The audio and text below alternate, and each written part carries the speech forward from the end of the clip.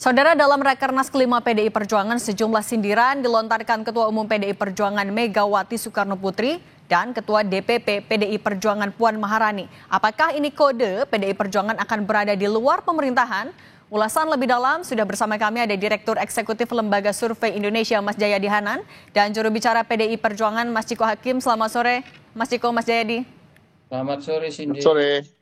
Mas Ciko, saya mau ke Anda dulu sebelum kita ngomongin soal arah politik. Tadi Mbak Puan sampai menangis minta maaf kalau ada kader yang menyimpang dengan ciri melanggar etik, melanggar konstitusi dan demokrasi. Yang dimaksud siapa sebenarnya, Mas? Saya rasa masyarakat bisa menilai, rakyat Indonesia dan ya siapapun yang mendengar tadi cuplikan tadi atau yang membaca apa yang disampaikan oleh Mbak Puan. Dan harus saya ini dulu ya, saya tegaskan dulu, apa yang dibacakan oleh Mbak Puan itu adalah rekomendasi dari peserta Rakernas 5 PDI Perjuangan. Jadi itu bukanlah teks pidato politik Puan Maharani, tetapi itu adalah rekomendasi dan artinya itu adalah kesepakatan dari seluruh peserta Rakernas yang diikuti oleh DPD, anggota-anggota DPR seluruh Indonesia, dan DPP PDI Perjuangan. Artinya kita sepakat bahwa kita merasa harus menyampaikan maaf yang sebesar-besarnya atas perilaku beberapa kader. Saya tidak bisa mengatakan itu adalah hanya satu kader yang kita lihat tidak menjunjung tinggi etika dalam berpolitik, jauh dari nilai-nilai moral dalam berpolitik, dan juga melanggar konstitusi dalam proses pemilu 2024 kemarin. Kita bisa memahami lah, saya tidak perlu juga menyebut namanya terus-menerus gitu ya. Kita bisa lihat apa yang terjadi adalah konstitusi kita mengatakan bahwa calon presiden maupun calon wakil presiden harus di usia sekian, tapi kemudian dipaksakan melalui perubahan di Mahkamah Konstitusi pada menit-menit terakhir sebelum pendaftaran capres maupun cawapres. Itu satu. Dan kita harus tahu ada juga pidato Ibu Megawati Soekarno Putri ya, penggalannya juga mengatakan bahwa hari-hari ini hukum itu dilanggar oleh hukum. Nah ini juga harus perlu kita camkan dan ini harus terjadi perubahan. Jadi kenapa PDI Perjuangan merasa harus meminta maaf? Karena kader tersebut menetas menjadi politisi melalui PDI Perjuangan dan sedikit banyak tentunya mendapatkan perkaderan dari PDI Perjuangan dan kami merasa cukup gagal dalam mengkader kader yang dimaksud. Mas Jayadi, kalau melihatnya kan tadi dibilang kita tidak bisa bilang hanya satu kader, kemudian juga disinggung soal batas usia cawapres dan lain-lain. Kalau Mas Jayadi melihatnya siapa sih yang dirujuk oleh Mbak Puan? Ya minimal yang paling jelas 3 orang kan, Mas Bobi, Mas Gibran, sama Pak Jokowi, itu yang dimaksud. Itu kan ada penyimpangan, pelanggaran konstitusi ya, atau tidak disiplin. Tidak disiplin dan menyimpang itu mungkin maksudnya adalah ketiga-tiganya itu kader, tapi kemudian mendukung tidak mendukung keputusan partai. Itu tidak disiplin dan penyimpangan gitu kan, dari sudut pandang partai. Yang kedua ada disebut tadi melanggar konstitusi dan melanggar etika serta demokrasi gitu. Itu jelas yang dimaksud adalah tadi yang disinggung oleh Bang Ciko soal keputusan MK yang kemudian secara resmi diputuskan oleh Majelis MK sendiri, bahwa Majelis Kehormatan MK sebagai keputusan yang cacat etika gitu. Meskipun dari segi hukum positif bisa dilanjutkan gitu. Jadi dan itu melibatkan minimal 2 orang kan, yaitu Gibran dan Pak Jokowi yang terkait langsung dengan PDIP. Kenapa Pak Jokowi? Karena ada dugaan ada intervensi dari Pak Jokowi melalui Pak Anwar Usman yang waktu itu yang merupakan keluarga Pak Jokowi. Lalu kemudian ada upaya untuk tadi bahasanya ya mengakali hukum dengan hukum untuk meloloskan kepentingan politik. Saya kira itu yang dimaksud dan cukup jelas gitu. Ya kalau memang PDIP menganggapnya seperti itu, wajar PDIP meminta maaf kan, karena bagaimanapun itu berarti ada sesuatu yang harus dievaluasi dari sistem perkaderan mereka.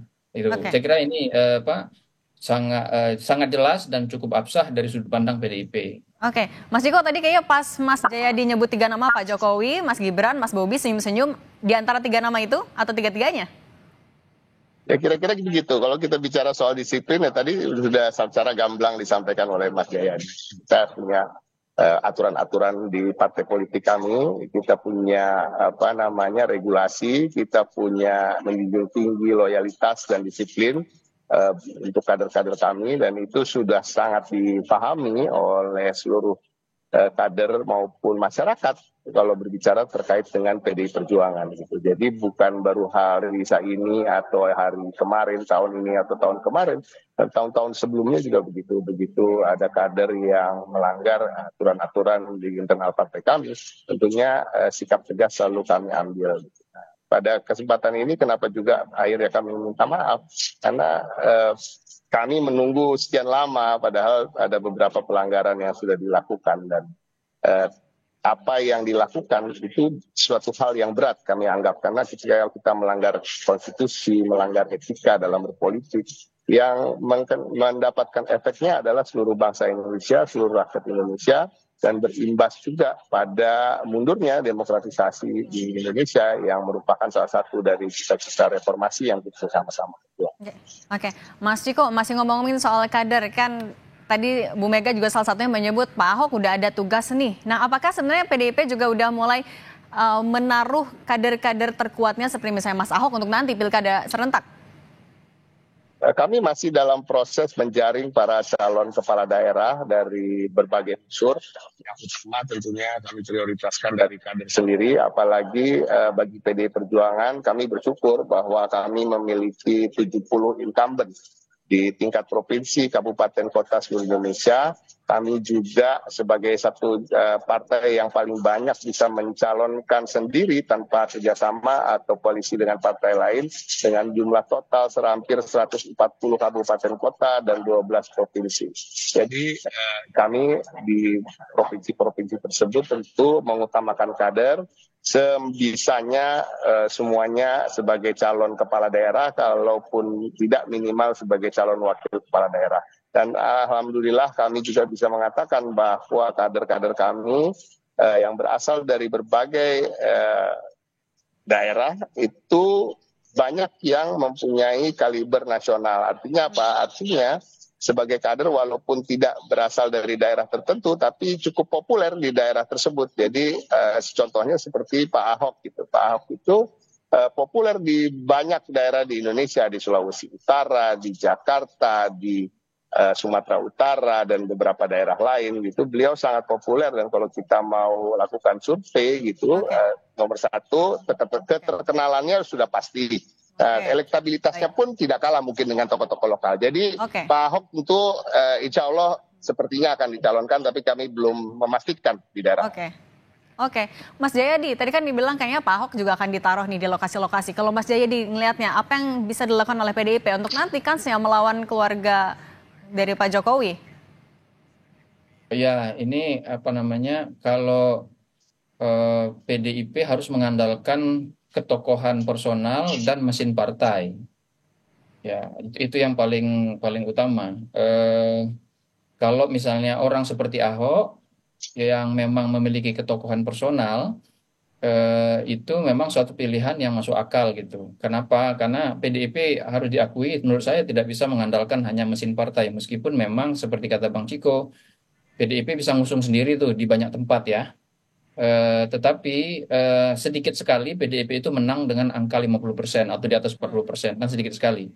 Itu artinya kalau mau menang, tidak bisa hanya mengandalkan kedisiplinan mesin partai, tapi juga harus mencari tokoh yang bersifat lintas sektor, lintas kalangan. Karena pemilu pemilu pilkada baik di tingkat provinsi, apalagi tingkat provinsi ya, maupun kabupaten kota itu memerlukan tingkat kemenangan yang lebih tinggi, apalagi kalau nanti calonnya sedikit, misalnya calonnya cuma 2 atau calonnya cuma 3, maka seorang calon bisa menang kalau dia memperoleh angka di atas 40%, itu untuk amannya. Kalau cuma 2 calon yang bertarung, itu harus mencapai 50% lebih. 2 itu saya kira yang harus diutamakan oleh PDIP. Calon-calon di tingkat lokal ataupun calon nasional tapi sudah melokal gitu. Jadi harus dicek tuh.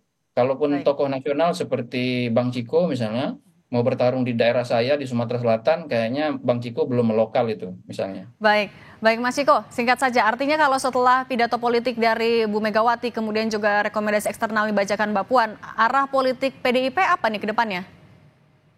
Saya rasa kita baca secara letterlek aja bahwa sikap politik itu diserahkan sepenuhnya pada Ketua Umum kami, Ibu Megawati Soekarno Putri, yang kemudian disambut oleh Ibu Megawati Soekarno Putri dengan mengatakan bahwa bukan hari ini atau tidak menit-menit ini beliau akan mengumumkannya terkait dengan apa yang dia sebut ada hitungan-hitungan yang politis. Yang itu maksudnya adalah bagaimana kita melihat lebih dan kurangnya kita berada di dalam maupun di luar pemerintahan. Dan dalam waktu 4 sampai 5 bulan ini, sampai bulan Oktober, tentunya kami juga akan menilai bagaimana gerakan-gerakan dari Presiden dan Wakil Presiden terpilih, apa yang dilakukan terkait dengan bagaimana cara-cara mereka mencoba untuk membagi-bagi kue-kue kekuasaan ini, apakah betul-betul seperti disampaikan tadi Bung Habibur Rahman dari cuplikan tadi, apakah betul dengan niat yang tulus dan untuk berbuat bagi bangsa dan negara dan bukan sekedar karena tekanan-tekanan dari partai politik, dan itu menjadi penilaian kami. Baik, baik Mas Jayadi, singkat saja kalau setelah sikap dari PDIP sendiri, kalau menurut Mas Jayadi kapan akan ditentukan? Setelah pelantikan? Singkat saja Mas. Kemungkinan menjelang pelantikan Presiden Jokowi atau menjelang pelantikan Presiden Prabowo atau setelah pelantikan dalam waktu yang tidak terlalu lama dari itu. Itu menurut saya. Yang jelas mungkin sebelum pembentukan kabinet.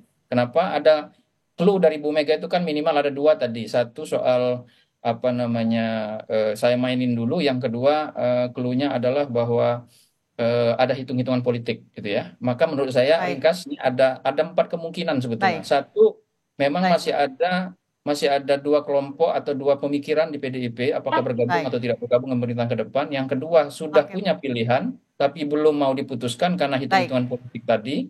Yang ketiga, bisa jadi memang akan memutuskan untuk beroposisi, tapi beroposisi itu nanti harus menghitung dampak negatif atau positifnya terhadap PDIP. Baik. Gitu. Yang keempat, ada kemungkinan juga tetap bergabung, tapi lagi-lagi masih menghitung dampak positif maupun negatifnya. Jadi masih ada 4 kemungkinan dari pernyataan yang masih cukup mengambang. Oke, baik. Artinya masih dikalkulasi politik juga ya Mas Jayadi. Terima kasih Mas Jayadi Hanan, Direktur Eksekutif Lembaga Survei Indonesia, dan Mas Ciko Hakim, juru bicara PDI Perjuangan. Terima kasih, selamat sore. Waalaikumsalam warahmatullahi wabarakatuh.